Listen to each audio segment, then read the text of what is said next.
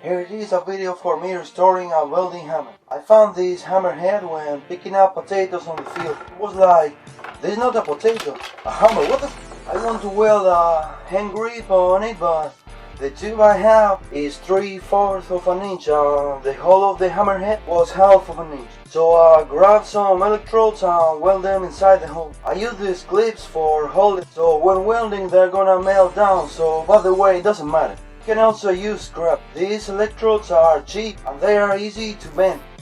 So I need just the upper part of it for me to put it into the rest of the tube. The 3/4 of an inch tube I mentioned before. I'm gonna weld it here and here. I'm also gonna use the scrap parts of electrodes I've got. So let's get started to weld.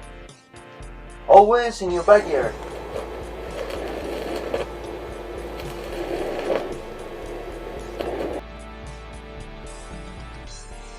I put on the tube when the rest of the hammer was red. I want to make some finger holes for me to grab it better. I made the leftover part down here.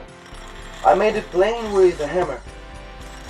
Then I bent it, so it doesn't have to be pure, it just has to be worth it, you know? And here is the final result for this hammer. I hope you enjoyed this video. You know, I made it for fun, because I needed something to remove the rust from our future welding project. Don't forget to subscribe, keep pushing hard. See ya!